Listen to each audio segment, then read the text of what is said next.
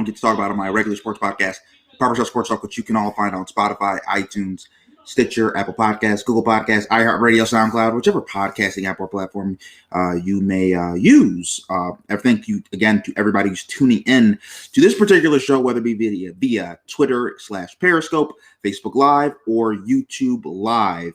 Appreciate you all. So we're going to have a lot of great stuff today. Before we get into that, I do want to say this. Below on the link of the description, what we have on the show today, I have a link on my YouTube channel. Just subscribe to it, Daryl Lane. I upload these little outside the shop bits and also little tidbits and clips of my regular sports podcast, Barbershop Sports Talk. So definitely click on that link. It is me and my guy Kenny Sim, who I had on my podcast yesterday, and I released the podcast today. We talked a lot about the Green Bay Packers' decision to not go for it. As the Green Bay Packers decided to not go for it and kick a field goal. So definitely check out that clip. Also, me and Kenny dived into the AFC and NFC championship games, really deep dived into it and got to the little nitty gritty. So definitely check that out. And again, Spotify, iTunes, Stitcher, Apple Podcasts, Google Podcasts, all your podcasting apps and platforms, you can find that. So let's get started. AFC championship game. Bills versus Chiefs. First, I want to say this. Congratulations to the Buffalo Bills. They had a miraculous run, a run that I don't think a lot of people expected them to have. First AFC Championship game appearance since 1994, an AFC East title, multiple records broken. They did a great job all year. You can take nothing away from the Buffalo Bills, but they met their match. They ran into just Kansas City, who's just a better team. And I do want to say this. There were some no-shows from Buffalo I just want to mention. Stephon Diggs. I think going into the fourth quarter, he had like 2 catches. He ended up with like 6 or 7 catches under 100 yards. Not the type of performance you need from one of the best receivers in the NFL, a guy that I had a lot of people who were telling me that Stephon Diggs is the best wide receiver in the NFL. If Stephon Diggs is the best wide receiver in the NFL, you got to make more of an impact than that. Also, Brian Daboll's play calling. Josh Allen led the team in rushes. That is never a good thing when your quarterback leads your team in rushes. I had an issue with that. Sean McDermott.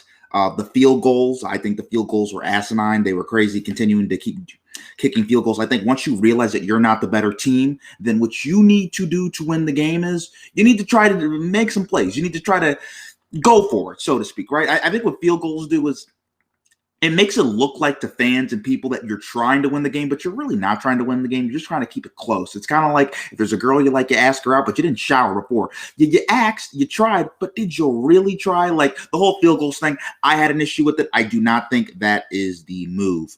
And Josh Allen. I don't think Josh Allen played that bad given the circumstances. You're in Arrowhead, your first AFC Championship game appearance. Everything was tough. The Chiefs were flying around. Josh Allen did a very serviceable job, but obviously serviceable is not what is going to beat Patrick Mahomes and this giant that is Kansas City, and they are the standard of the AFC and the NFL. So Josh Allen didn't play that well, but he needs to take it up a level. All in all, though, they lost to Kansas City, right? I was really upset when they lost the Houston Texans. They pissed away that lead last year in the playoffs. This year, it's more sad, right? Sometimes people are just better than you. That's the way it works in sports. Travis Kelce, Tyreek Hill, great days. Both of those guys are special athletes for their position. The Bills are up 9-0, and I'm thinking to myself, this run's coming. The Chiefs' run is coming. Like they're gonna blitz them, and they did blitz them. Then McCole Hardman comes and rushes for a touchdown. You're like, damn, they have a bunch of guys who can run 4-3. All right. Yeah, Tyreek Hill, you have McCole Hardman, you have Patrick Mahomes, you have Travis Kelce, you have all these different guys. And it's like, damn, how do we cover all of these guys? When Kansas City is dialed in and locked in, there is nothing like it. It's like they have that sprint, right? It's like a track star. You're sprinting, you're running. Then you accelerate for that last stretch. You accelerate. That's kind of what it is for the Chiefs. And when they accelerate, you can't stop it. They're too fast, too explosive, too good, and Buffalo could not keep up. 38-24 ended up being the final score of the game. I just hope this doesn't happen because right now it looks like the Kansas City Chiefs, they're the Michael Jordan Bulls of the 90s, and the Bills, I just hope the Bills don't end up being the New York Knicks, right? And then the Browns can be the Pacers, or no, the Browns can be the Cavs, and Lamar Jackson, the Ravens can be the Pacers, because that's the way it's looking, right? It's like all these teams are going to be kidding every year who can be in the conference finals, but at the end of the result, it's going to be Kansas City standing in the end. So that's not something you want to see as a Bills fan. Okay, Mahomes, special. He is on pace to surpass Brady in winning and pedigree. Patrick Mahomes is the greatest quarterback I've ever seen age per age. per age. So here's what I want to go. I want to go to the Tampa Bay Green Bay Packers game. First of all, Tom Brady is something special. Seeing him in the AFC East all these years, what him and Bill Belichick done, I think Tom Brady gets disrespected a lot. People call him a system quarterback. This man is the system. He's the greatest quarterback I've ever seen, the clutchest athlete I've ever seen after the Atlanta Super Bowl. I made a personal amendment for me never to doubt Tom Brady. Do not doubt Tom Brady. You cannot like him. You can even love him, but don't doubt him because he's just shown you so much over his career, what he does in the postseason, what he represents in the postseason. It doesn't matter. He goes on the road to Washington, wins, then goes on the road to the same team that beat them twice this year, then goes on the road to Green Bay. And we were talking about how great Green Bay was at home. And they went up, it's like, no issue.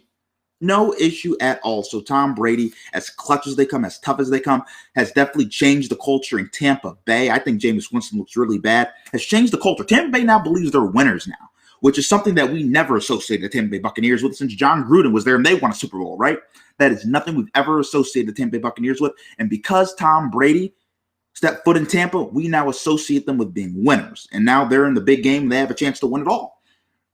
So definitely props off to Tom Brady and what he's done to change the culture there in Tampa. And also, they're going to be the first team to ever play in a Super Bowl in their home arena.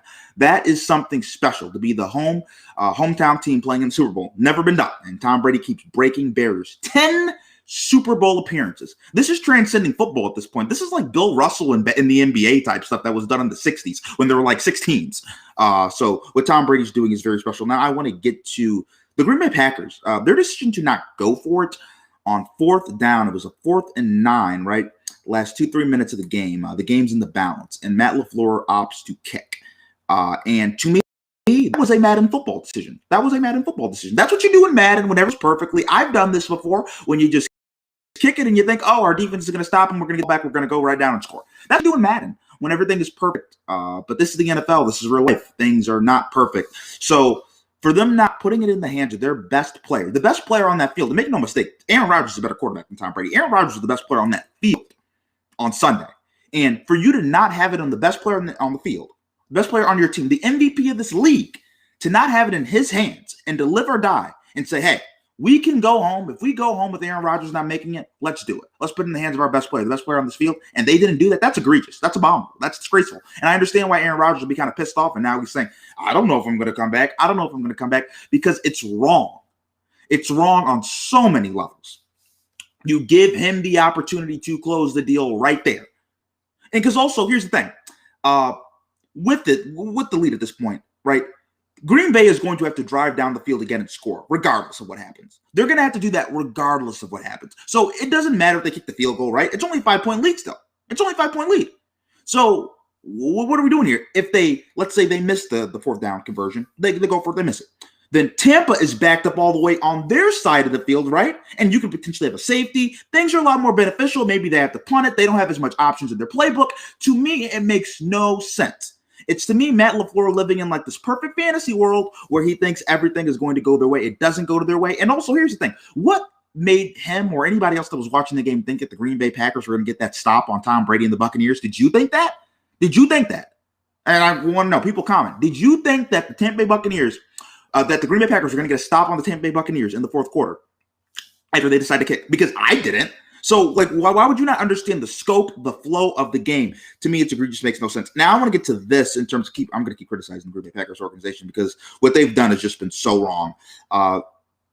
In terms of drafting Jordan Love, and I just want to read this, and I saw this on Twitter, and I copy and pasted this. So, Jordan Love was their 1st-round pick. The only thing Jordan Love did is piss Aaron Rodgers off, which I think you can make the argument that it helped because, well, Aaron Rodgers had an MVP year, but Jordan Love, their 1st-round pick, didn't play. Their 2nd-round pick, A.J. Dillon, he did play. He only had like 6 snaps. Their 3rd-round pick, I can't even pronounce this guy's name, but their 3rd-round pick didn't play. Their 5th-round pick didn't play. Their 6th-round pick didn't play. Their other 6th-round pick didn't play. Their 7th-round pick didn't play, and their other 7th-round pick didn't play. So their draft was a fail. Only one player in their draft class played. Only one. That's issues. I understand why Aaron Rodgers would be befuddled and be pissed off. He at first has to deal with his head coach telling him he doesn't trust him, making an egregious call when it's his career, his legacy on the line.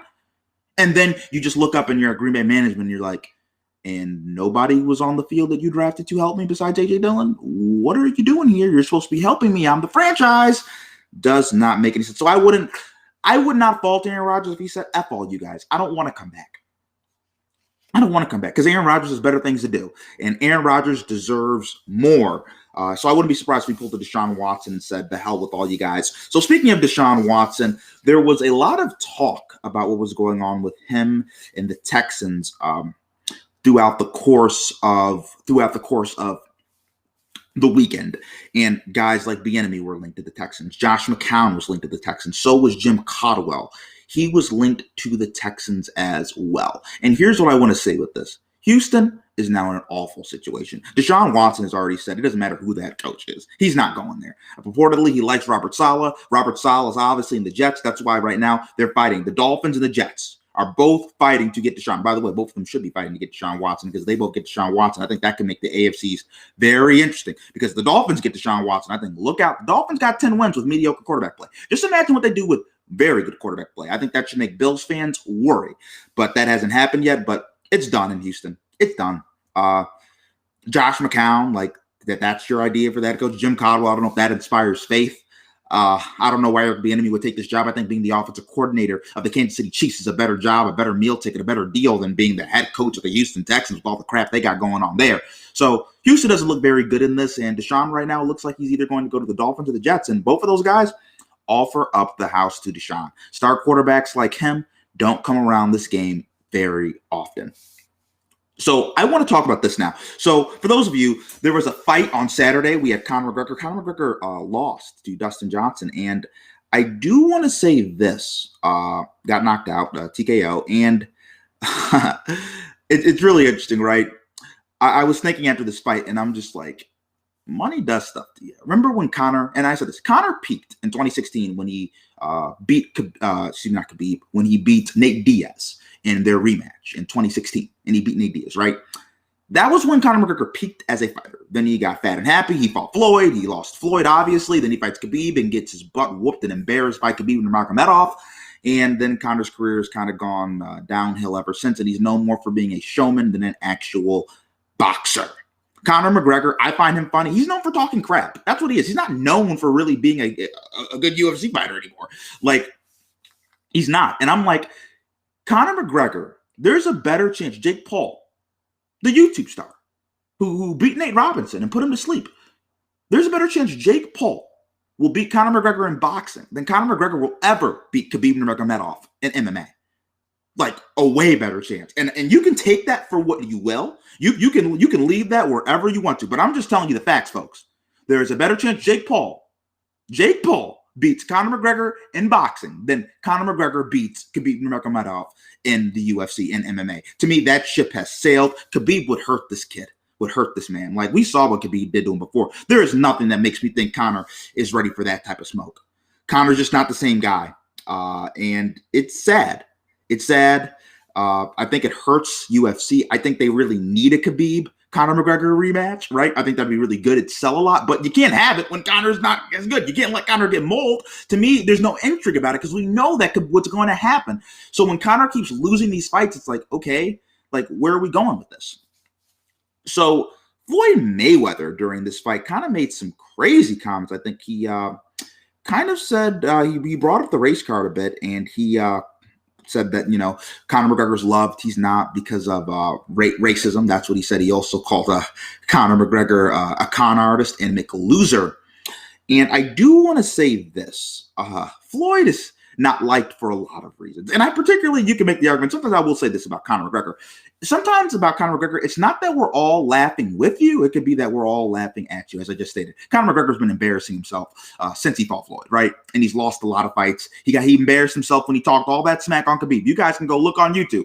When you look at the comments, it's basically how talking crap to somebody goes terribly wrong and you get your butt whooped.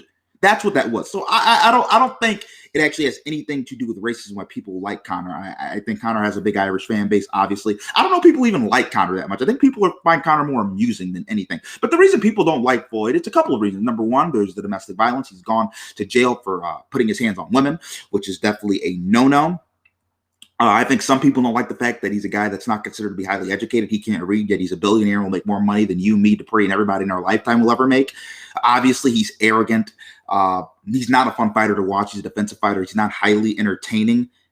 And also, here's also what I say. Like, he's also ignorant. Like, he burns money on Instagram. I've seen him burn money on Instagram. Like, this isn't stuff that makes you a very likable guy. And also, Floyd doesn't try to be liked. Floyd Mayweather, his business plan, what made him Money Mayweather, it has never been to be liked or loved by people. It's to be hated. Because it's whether you love him or you hate him, you still buy his pay-per-view because you want to see somebody knock him out. Like, that's all part of Floyd's persona. So I don't understand why Floyd would be saying this. To me, it's off base, and it makes no sense at all. And lastly, the Miami Heat are going to have coronavirus dogs to sniff out fans, to screen fans during games. You have dogs that usually, you have guard dogs, you have them just get drugs and stuff like that to sniff out drugs. And now they're going to be able to tell, I guess, if you have corona or not. I think that's going to be very interesting for the Miami Heat. And I want to thank all of you for tuning into this edition of Outside the Shop with me, your host, Daryl D. Lane. Like I said, if you want to check out my regular sports podcast, Barbershop Sports Talk, where I have Kenny Simon, scouting expert for 247 Sports. You can check it out on Spotify, iTunes, Stitcher, Apple Podcasts, Google Podcasts, all your podcasting apps and platforms.